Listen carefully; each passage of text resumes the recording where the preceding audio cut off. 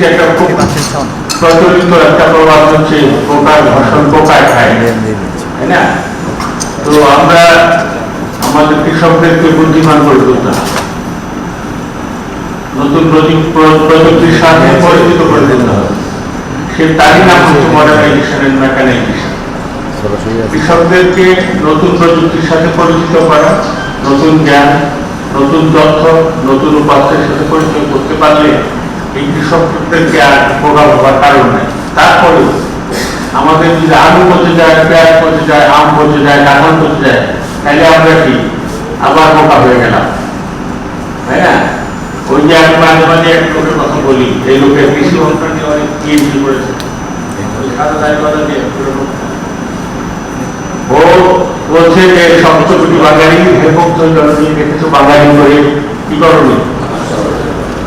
তো এটা এই কথা আর বোকার ফসল পোকায় খাওয়া একই কথা। কিন্তু এই বোকার ফসল পচে যাওয়া, আলু পচা, পেঁয়াজ পচা, কাঁঠাল পচা, আম পচা, যত পচা আছে, এই পচাটা আমরা অ্যালাউ করতে পারি না। We must not allow to rot our produce.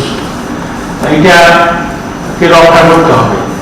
এই সব কিছু রক্ষা করতে না পারি, যে বীরেন্দ্র বললেন যে কাঁঠালের রক্ষা করো দুর্জনের রেহানো, মানে এই যে মানুষ কাঁঠাল গাছ কেটে ফার্নিচার বানায়, কেন? কাঁঠাল গাছের রং খুব, কাঁঠাল গাছের রং খুব লাল। এই লাল রঙের নেশায় আমাদের কাঁঠাল গাছের নিধন প্রক্রিয়া যারা জড়িত আছে তাদের বিরুদ্ধে আমাদের সংগ্রাম। বোকার ফসল পোকায় খাওয়ার বিরুদ্ধে আমরা কারা জেগে আছি? আমরা জেগে আছি কৃষি সম্প্রসারণ অধিদপ্তর এবং কৃষি মন্ত্রণালয়ের অধীনস্থ সবগুলো ডিপার্টমেন্টের কাজ কি? বাঙালিকে মানুষ করে তোলা, বোকাকে বুদ্ধিমানের রূপান্তর করা, তাই তো? আর এটার জন্য 400 কোটি টাকা দেশ দিয়েছে, এটা কম কথা নয়। কি এটাকে অর্থপূর্ণ করে তুলতে হবে। তো আমরা আশা করি এই কাজ কিছুটা হলেও শুরু হয়েছে।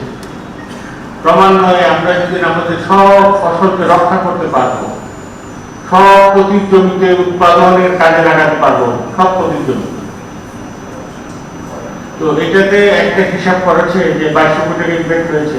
আমি কিছু কমিয়ে ধরতে চাই, কারণ এগুলোর মধ্যে হিসাব, যেটা সরকারি হিসাবে বলতে কতগুলো জিনিস আছে, স্ট্যাটিস্টিশিয়ান যারা আছেন এখানে তারা জানেন এটা বলে স্ট্যান্ডার্ড ডেভিয়েশন। সেটা নাকি আমরা ছাত্র জীবনে বড় কঠিন অঙ্ক করতাম, 2 পৃষ্ঠা লাগে দিত। অঙ্ক করতে করতে ওই স্ট্যান্ডার্ড ডেভিয়েশন বের করে ওটা বাদ দিয়ে বাকিটাকে আমরা ধরতে পারি যে আমাদের নিয়মিত ওইটা কন্ট্রিবিউট করেছে। ওইসব কঠিন অঙ্ক আজকাল কম করা হয় এবং সহজ অঙ্ক হয়ে গেছে আজকাল। এই যে এই স্ট্যাটিস্টিশিয়ানদের জন্য অ্যানুয়াল অ্যাভারেজ গ্রোথ রেট বার করা, একটা প্রকল্পের গ্রোথ রেট কি হয়, এটার যে অঙ্ক করার কৌশল, এটা 2-3 রকমের অঙ্ক করা যায়। স্ট্যাটিস্টিশিয়ানের কাছে কিন্তু 2+2 4 হয় না, 2+2 3ও হতে পারে, 2+2 5ও হতে পারে। কাজে এইসব অঙ্কের ভিতর থেকেও আমরা মনে করি যে কিছু না কিছু আমাদের এই প্রকল্প অর্থনীতিকে কন্ট্রিবিউট করেছে।